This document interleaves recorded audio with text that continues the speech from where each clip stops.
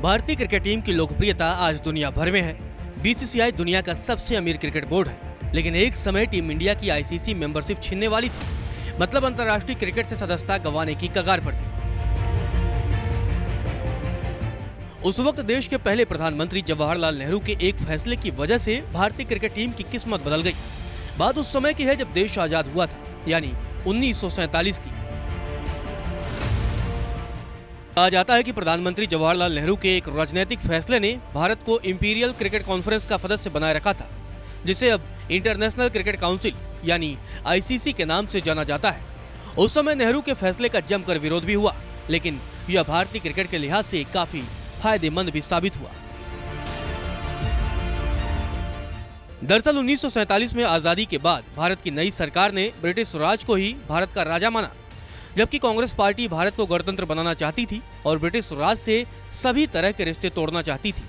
तब ब्रिटेन के तत्कालीन प्रधानमंत्री क्लीमेंट एटली और विपक्षी नेता विंस्टन चर्चिल ने भारत को कॉमनवेल्थ का हिस्सा बने रहने की पेशकश की थी, लेकिन कांग्रेस ने भारत के कॉमनवेल्थ का हिस्सा बनने से इनकार कर दिया।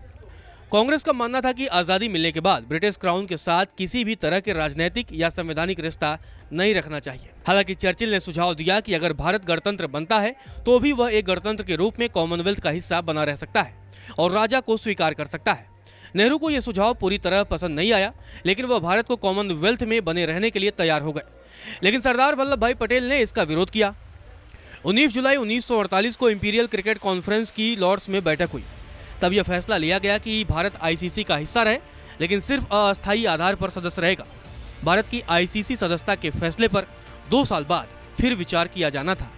अब आईसीसी का नियम 5 बताता है कि अगर कोई देश ब्रिटिश कॉमनवेल्थ का हिस्सा नहीं होता है तो उस देश की सदस्यता खत्म हो जाएगी। जब आईसीसी की 1950 में दोबारा बैठक हुई, तब भारत ने अपना संविधान अपना लिया था और वह कॉमनवेल्थ का सदस्य भी रहा, लेकिन उसकी सरकार पर ब्रिटिश राजशाही का कोई भी अधिकार नहीं था। कॉमनवेल्थ की सदस्यता से आश्वस्त होकर भारत को आईसीसी ने अस्थायी सदस्य बनाया।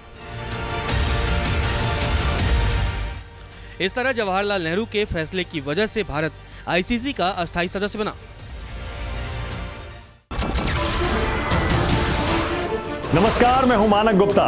अगर आपको हमारा ये वीडियो पसंद आया हो तो इसे लाइक और शेयर जरूर करें, और हाँ, हमें सब्सक्राइब और फॉलो करना ना भूलें, ताकि आप देश और दुनिया की कोई खबर मिस ना करें।